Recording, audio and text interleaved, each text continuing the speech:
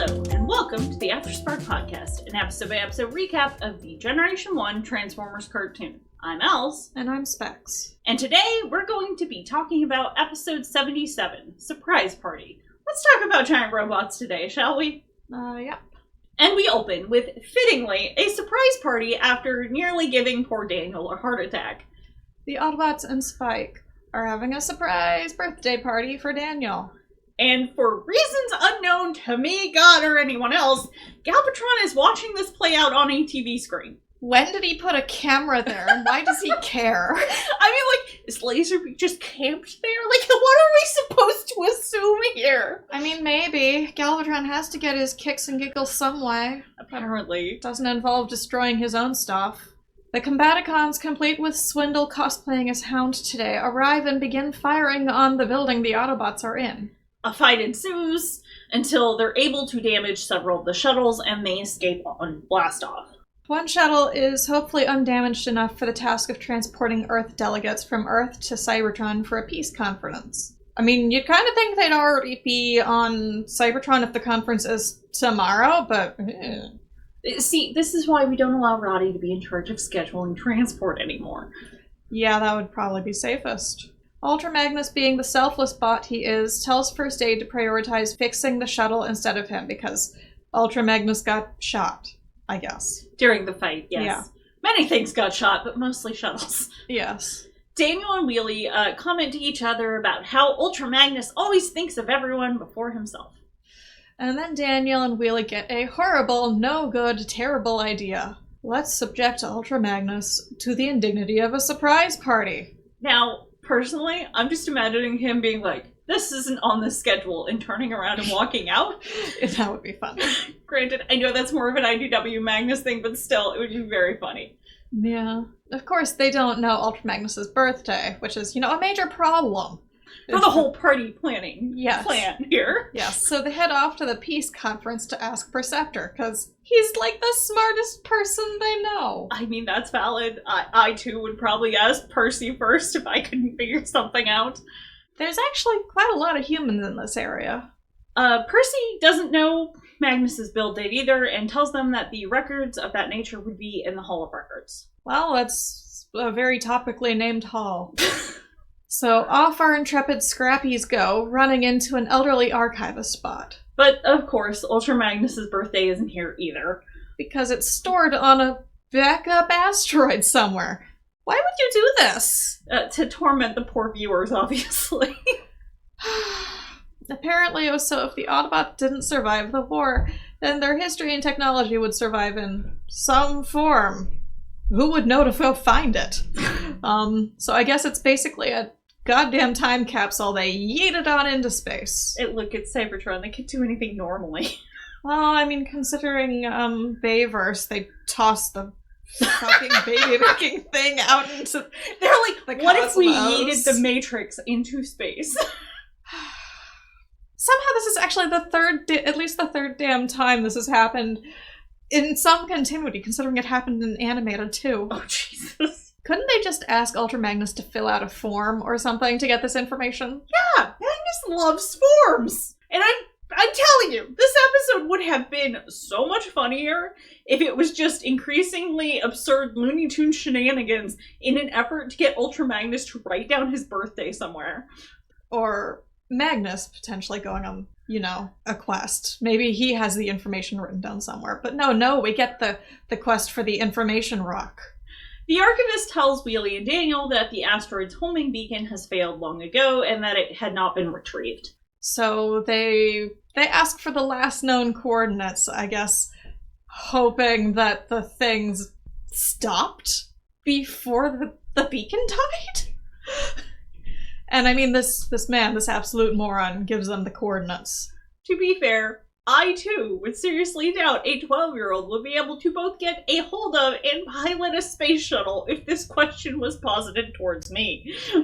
I mean, I guess, yeah, this guy's not genre savvy to a situation, or maybe he was just hopeful that they would, find a trusted adult to drive them. It's Wheelie and Daniel. No. Yes, but he doesn't know them. True. So, Wheelie and Daniel steal a ship or borrow, according to Wheelie. And you know what? See, this is what happens when you leave children unsupervised. I really hope whoever owned that ship had good insurance, because they're not getting it back. And Galvatron, because he's monitoring things, sees that the garbage scow, because that's what it is, Wheelie and Daniel stole a garbage scow, is not in fact on its usual route, and sends Cyclonus, Scourge, and the Sweeps to follow it. I remain convinced that Wheelie does not have his driver's license, as he takes them into an asteroid belt. And of course, these kids are not wearing seatbelts, because no one wears seatbelts in this show. I'm sorry? That's just inaccurate. In 2005, we believed in seatbelts. Unlike the 80s. Predictably, they crash into an asteroid. It's a good thing that the asteroid, for reasons unknown, has a breathable atmosphere and everything, because otherwise Daniel would be very dead by now. Yup. And meanwhile, at the peace conference, Ultra Magnus is having the time of his fucking life. He loves conferences, you guys. He's so happy. The only thing better would have been a lawmaking session. Spike realizes he hasn't seen Daniel in a while, and we find out that Daniel just straight up lied to his dad. Apparently, he told Spike he was working on a school project. Back on the asteroid, Wheelie and Daniel are attacked by some weird-ass flying worm leech things. The two escape into a cave and, walking further in, realize that they are in the exact asteroid that they were looking for. Somehow, miraculously, by 80s cartoon magic. They are literally greeted by 3 very polite murder drones. Wheelie and Daniel attempt to escape the murder drones, which are now shooting at them, and run into the worm leeches again. And the reason these murder drones attack them is because they inputted the wrong damn query. Somehow. So, who knows what the right query was. The murder drones catch up and are about to shoot them when they're saved by the timely arrival of Cyclonus and the fabulous Manicure Squad. Cyclonus begins questioning the two about what the hell even is this location. Look, Cyclonus, if you don't want to end up in wacky places, you probably shouldn't follow Autobots around. In particular, this Autobot and this small child. Valid. Daniel tells him it's an ice cream factory. Cyclonus is not pleased with this answer because, yes, this is clearly not an ice cream factory. Back on Cybertron, we see that Ultra Magnus is attempting to track down Daniel and Wheelie, talking both to Percy and the Archivist Bot. So Magnus here is on the fetch quest to end all fetch quests. Upon realizing it's a storage asteroid that they're on, Cyclonus also realizes that the Autobots are going to want it back, along with their 2 dummies. So the cons decide to pilot the asteroid, intending to collide it with Cybertron. That's right, folks. This right here is a storage asteroid with thrusters. Same maneuverability as the Death Star, just in case that's a concern, for all your space storage needs. Now, let's talk capacity here, folks. That's 3 gigs. 3 whole gigabytes of data on this there here asteroid. Perfect for backing up the entirety of your planet's history. Just pocket and forget it for a rainy day. Get your asteroid here. Mm-hmm. Yep. On Cybertron, Spike is able to get a hold of Daniel on a view screen before Daniel is comically shoved out of the way by Cyclonus. Cyclonus informs Spike and the Autobots that the storage asteroid is on a collision course with Cybertron and they will not alter its course, otherwise the inherent threat is that they will definitely harm Daniel and Wheelie. I have some questions about the physics here, but we're not getting any answers. So yeah, Spike worries for Daniel, and Magnus worries about the delegates. Seems like weird priorities all around right now, but okay. Well, someone has to think of the peace in the galaxy, and I'm not so attached to your son, Spike. It would be so much funnier if this 4 million plus year old storage asteroid just broke down, or, had already broken down, or run out of fuel, or just runs out of fuel now. I mean, it's been hanging around without any maintenance for so fucking long. Just think about a car that's been sitting there for 2 years, and there's no way that thing would turn on. Like, even in space, there's all those worm leech things. Well, you see, it, was built to last and stuff. Worm leech things! Getting into the internal workings. You're telling me they're not going to go and eat whatever metal is there? They tried to eat Wheelie. They tried to eat Ultra Magnus. We haven't gotten to that point yet. Well, yes. They tried to eat the ship. They do end up eating the ship, partially at least. Yeah.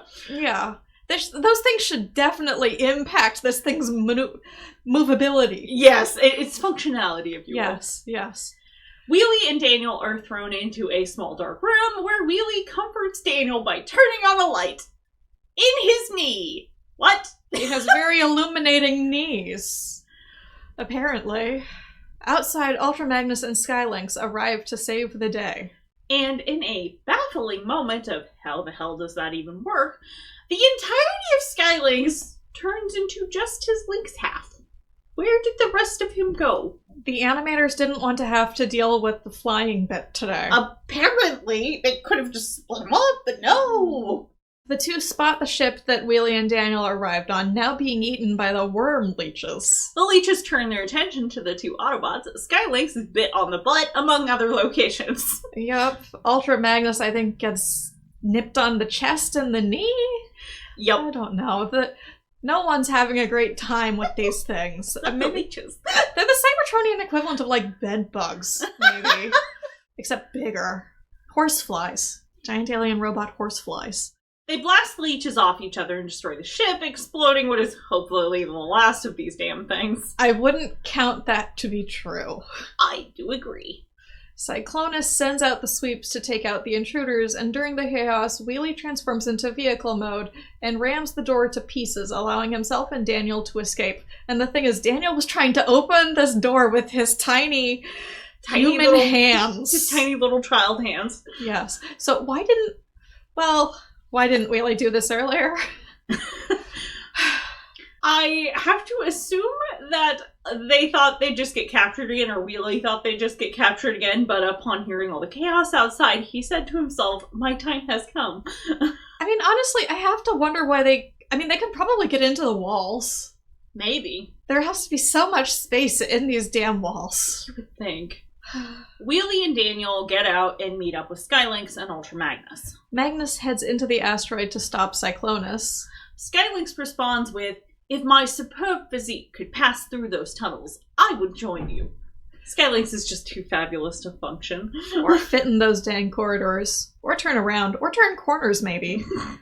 Magnus tells Skylynx to get the kids out of there in 30 minutes if he's not back, and heads in to confront Cyclonus. The fight ensues with lots of manly grunting, and it really reminded us both of Rock'em Sock'em Robots. During the fight, Wheelie gets inside and hits the self-destruct button for the asteroid. He did not even attempt to reprogram this damn thing. We've never seen this button before, and no one looks for any other options here. Well, when all you have is a hammer, or all you're used to having is a hammer, everything looks like a nail? Yes. I mean, honestly, this thing should have had a better, security system than the murder drones. Yes. Murder drones that only respond when you put in an incorrect query. Like, why would that even instigate murder drones hunting you? Who knows? They've been in there forever. For all we know, they were malfunctioning. That is very true. So, Cyclonus, having a sense of self-preservation, gets the hell out of Dodge. And the others are able to escape on the fabulous Skylynx. Yep. Which we get to see them escaping while the asteroid blows up in the foreground. So finally, back on Cybertron, Daniel has clearly told Spike of the recent shenanigans, but Spike asks what the hell they even wanted on the storage unit asteroid in the first place. I nearly said storage unit. Well, I mean, in some ways it's a storage unit. Now I'm just imagining Cybertronian storage unit auctions where they've been lost in space for years and they've been rediscovered, and now you're finding whatever the hell got left in there. I just want, like, a very awkward, like, they open it and it's just, like, Decepticon pinup posters or something. I mean, that would be in there somewhere, probably. Probably. Upon finding out about the surprise party plan, though, Ultra Magnus says that he doesn't even know when his birthday is. Spike gets a grand idea to designate this day as Ultra Magnus's birthday, and then the group resolves to have a party that evening, ending the episode. Finally. So something we didn't comment on a ton, like, during all this is that this episode was very weirdly paced. Yeah. And also would have moments of cutting to scenes where characters' dialogue would get cut off. Yes, it was particularly egregious in the bit where Ultra Magnus is asking the archivist where the kids were. Yeah, like, you know how sometimes you can see a scene cut off and it can be either for drama or for, like, a specific purpose, but that is not what this felt like, and I am completely baffled by what was going on here. We had kind of joked, like, did they hit their runtime or whatever? And I'm like, I legitimately don't know. I have no idea, but it feels very weird when you're watching this episode for that reason. Mm-hmm. And honestly, there were so many better ways they could have done this, which the form thing that we had the discussion I about. love that. I want that fanfic. I want the fanfic of trying to get Ultra Magnus to fill out a specific form. But like, I think one of the things we had joked about was, you know, they're both children, so the form would not be well formatted, and so Magnus's first instinct is, I must fix the form, Mm-hmm. which would be very funny. Mm-hmm. Yeah. Not probably funny to the 8-year-olds this cartoon's made for, mind you, but I would find it funny. Yeah. Or if you're going to go straight with the Magnus doesn't know his birthday, he gets to go on the fetch quest. Yeah, like because he needs to fill out this damn form now. Right, because it's Magnus. He wants to be correct, and I can see that. But not this. This was just silly. Okay, it was silly, and I think it was too silly personally. Mm-hmm. And also, these are giant robots. They should know better than to have their stuff backed up in like only one place. Yeah, seriously. They're beings of technology. Yes, but all their IT guys are dead. True. Well, all their IT guys except, like, Perceptor, and I don't know, would, Beachcomber count as an IT guy? I have no idea. Or Grapple? I mean, Beachcomber's a scientist, but he's more like an environmental scientist. Their data analysts are dead. That's what I'm gonna go with. Their data analysts are dead. Hire me. Regardless, join us next time for episode 78, Madman's Paradise. Daniel and Grimlock have an utterly out-of-this-world experience. Me and Grimlock think we not on Cybertron anymore. Alright, so we had 2 fanfic recommendations for today. Yuletide with the Scavengers by Enfilade, which is an IDW continuity fic, rated G, it's Gen, no pairings, and the characters here are the Scavengers and Ultra Magnus. And in summary, the Scavengers' latest heist has yielded a box with an Autobot logo on top and a trove of holiday goodies inside. Thrilled with the new discovery, Misfire, Crankcase, and Spinister decide to try this Christmas business for themselves. But Croc's not celebrating, Grimlock's celebrating a little too well, and Fulcrum is getting the feeling that he's made a terrible mistake. Plus, 2 epilogues with special guest stars. And I picked this because there weren't really a whole lot of options for parties. Understandable. When I was looking for things, and a lot of them were holiday parties, and I just thought that there's more than just birthday parties that we can have characters explore. And since Ultra Magnus was, I guess, he shows up in this at least, that it would probably be a fun one to include, since this was a relatively light-hearted episode compared to some of the others. Mm-hmm. Yeah, and it's a one-shot. The second one is Serendipity by Caius. It's G1 cartoon continuity, rated G. It's Gen, there's no pairings, except, I guess, Carly and Spike as a background pairing, since they're Daniel's parents. Yeah, that checks out. Kind of discusses that. And our characters are Daniel Witwicky, Carly Witwicky, Spike Witwicky, Perceptor, Hot Rod / Rodimus Prime, Brawn, and Bumblebee.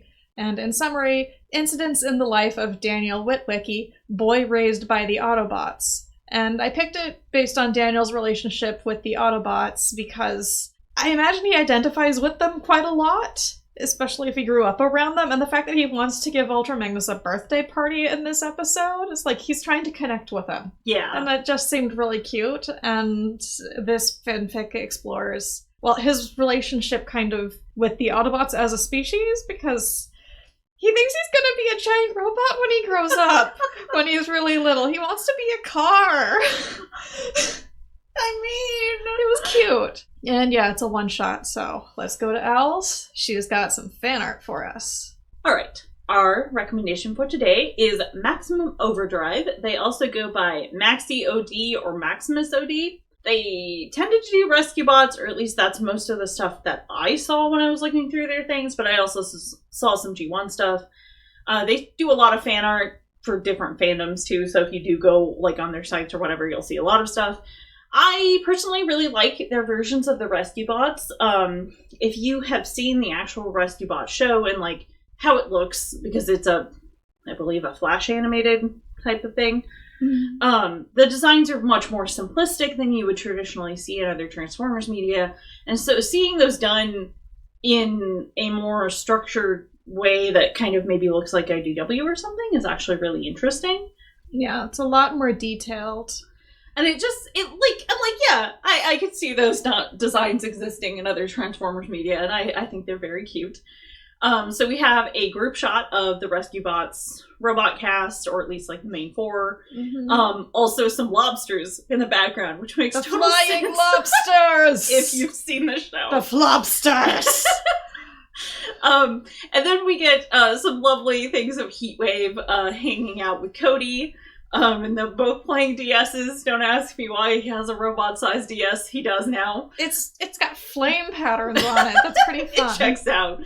And then my favorite one, which is him looking very grumpy, and it says internally cursing. Which, I mean, considering lots of things, they do a lot of internally cursing if this wasn't a show for like 8-year-olds. To quote the artist, their comment under this was, and lapped some super fast colors on Grumpy Pants Heatwave. The poor bot's stuck in a children's cartoon and can't curse out loud like he obviously wants to. And that sums up Heatwave quite nicely, actually. Yeah, he looks like he's got his lips pulled into his mouth and like he's biting on them. Yeah, like he's definitely like... Which, I think I recognize that artist. I think I'd have to go and look at their stuff on DeviantArt. So, one thing to be aware of, we're posting a couple different links, but I didn't see anything on their DeviantArt, but I'm still going to link it. They have a YouTube where they were doing game stuff. They have a Tumblr. I'm going to reblog from their Tumblr, but as of the time of recording this, if you just go to their Tumblr, it looks completely empty on the computer. On mobile, I think it's fine. I think whatever theme they're using is not working right now. So if you do go there and you're like, hey, there's nothing here, go to archive. Everything's still there. It's just not displaying for some reason. It could also be my computer or the plugins I have installed or some stuff. So grain of salt. But if you get on there and you're like, this looks weird, that might be why. And that just about wraps it up for us today. Remember to check us out on Tumblr or Pillowfort as Afterspark-podcast for any additional information, show notes, or links we may have mentioned. You can also find us on Facebook and Twitter at AftersparkPod, all one word, and various other locations by searching for Afterspark podcasts such as AO3, iTunes, Spotify, and YouTube, just to name a few. And feel free to send us questions on Tumblr, YouTube, or AO3. Till next time, I'm Specs. And I'm Owls. Toodles!